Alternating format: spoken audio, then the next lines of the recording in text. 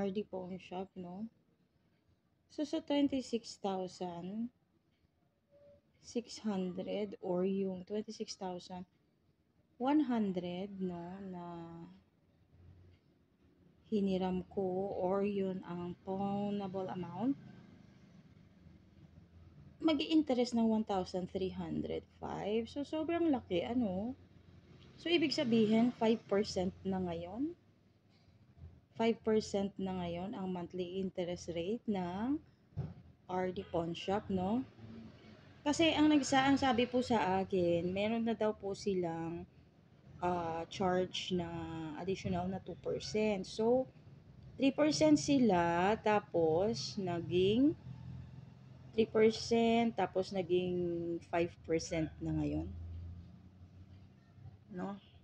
So, sobrang laki na talaga, guys. Mas malaki pa siya kesa sa Cebuana. No? Ayan siya, guys. Oh, ang hindi ko lang maintindihan. So, ibig sabihin, kung ganito kalaki ang charge, no, ng RD Pawn Shop, malamang hindi na talaga ako dito magsasanla, no? Kung ako lang ang tatanungin. No, guys, ako nagvo-vlog talaga ako, guys, based on my personal experience po, no. Hindi po ako paid ng mga pawn shop or what.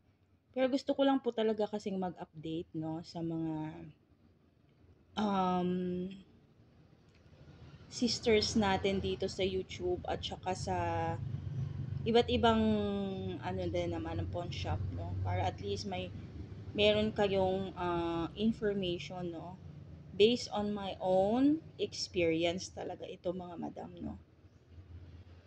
So wala lang, no, kung sino man ang may alam sa inyo or sino man ang may idea, no, na bakit na ganito nakalaki, kasi isosolve natin, ha. Yung principal niya ay pumapatak siya ng 21,100. So, kumuha sila ng 261, no, or 3%. So, yung nabigay sa akin is 25,834. So, okay lang yun, 261. Medyo carry bells pa yon kasi konting amount lang naman. Pero, pag magma-monthly interest ako ng 1,305, ang mahal, no? Ang mahal talaga, ang sakit. Masakit talaga to sa lalamunan or sa kabalon-balunan ng iyong bulsa talaga, mga madam, no? Super. So, i-try nga natin i-compute at saka i-compare natin yung ano ng Cebuana, ha? Kasi, kakaano ko lang din ng Cebuana, medyo, alam ko talaga mataas din talaga ang Cebuana, nasa 4% sila. So, dinala ko yung item ko dito sa RD Pawn Shop kasi alam kong 3% sila. So, medyo mababa ng konti, at least 1%. Malaki na rin yun kung nagtitipid ka, no? So, i-compute nga natin. So, ito, guys, ang computation, no? 2,000, 26,000, no? Yung principal. Hindi, actually, 26,100, no? So, times 0.5%, kasi 5%, so, 1,305. Oh my God, 1,305, no? So, 5% pumapatak talaga. So, medyo masakit na talaga ito.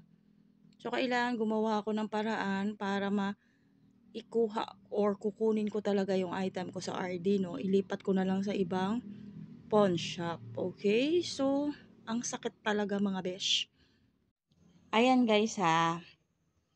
Nung ano lang to, October 17, no? So, ayan ang principal, 20,000. Tapos, yung nakuha nilang advance interest na 800. So, ang akin talaga na monthly interest is 885 lang sa 20,000, no? So, ayan siya, mga guys. So, kung ako ang tatanungin, dito ko na lang siya ililipat kasi sobrang sakit na talaga dun sa kabila, no? Parang hindi na makatarungan. So, kindly give me a suggestion, no? Or comments, no? Kung tama ba ang pag-interpret ko, no, sa RD Pawn Shop, mga guys. So, salamat po sa tutugon. At dito na po nagtatapos ang aking vlog. Till next time!